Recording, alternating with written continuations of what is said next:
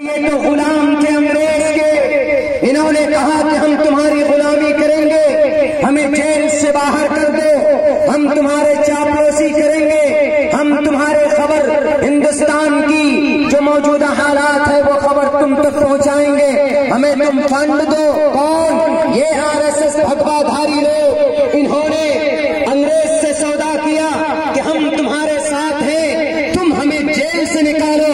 लेकिन इस देश को आजाद करने के लिए शेखुल हिंद रहमतुल्लाहि अलैह जेल गए।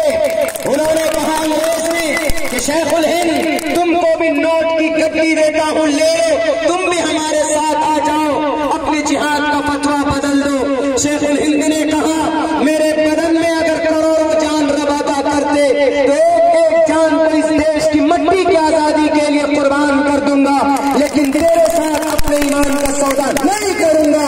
मर गए, दफन हो गए, लेकिन अंग्रेज के साथ उन्होंने अपने ईमान का सौदा नहीं किया, इस देश की इज्जत और आबरू का सौदा नहीं किया।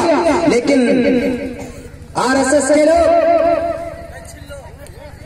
गोडसे के औलाद, सावरकर, गेवालकर, जिनके ये मानने वाले हैं, ये भी मौजूदा हुकूमत के लोग, इनके पूर्वज ने तो गुलामी की थी किनके? अंग्रेजों की, पैसे ले लेकर। लेकिन जब ये देश आजाद हुआ, मैं आजादी पे नहीं बोल पाऊंगा बहुत देर तक क्योंकि मुख्तसर वक्त है। जब ये देश आजाद हुआ तो ये देश चलेगा कैसे? तो एक कानून बना। इस कानून को बनाने वाले 7 लोग थे, उनमें जो चीफ था उनका नाम डॉक्टर भीमराव अंबेडकर था, और उनमें से एक नाम असादुल्लाह था, जो आसाम के चीफ मिनिस्टर थे। उन तैयार करने वाले, हिंदुस्तान के संविधान को बनाने वालों में 7वां नाम असादुल्लाह यानी एक मुस्लिम का था। बाकी 7 लोगों का चीफ जो था, जो प्रेसिडेंट था, वो डॉक्टर भीमराव अंबेडकर था। डॉक्टर भीमराव अंबेडकर ने कहा संविधान बन गया है, अब ये देश कैसे चलेगा?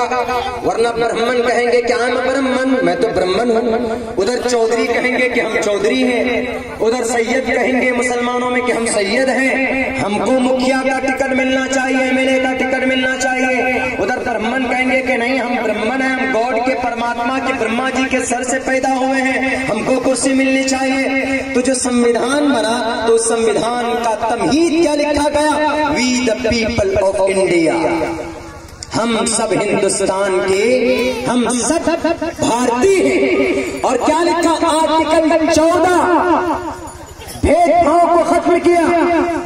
कोई ब्राह्मण हो, कोई दलित हो, या आदिवासी हो, या कोई दैत हो, या कोई संथाल हो, या कोई मुसलमान हो, हिंदुस्तान के कानून के नजर में सब बराबर है। आर्टिकल 14 कहता।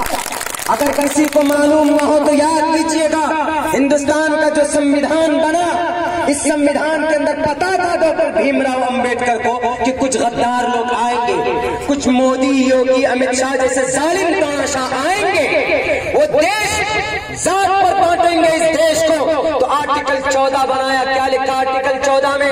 इक्वालिटी बिफोर लॉ, हर एक हिंदुस्तानी हिंदुस्तान की धरती पर बराबर है, चाहे वो हिंदू हो कि मुसलमान। Equality before law, the state shall not deny to any person equality before law or equal protection of the laws with the territory of India. Hindustan के किसी भी कोने के अंदर हिंदू बसता हो या मुसलमान बसता हो, सब के सब हिंदुस्तान के नजर में बराबर है। कौन कह रहा है? संविधान कह रहा है। लेकिन अब ये जो CAA आया, इसके अंदर अमित शाह जी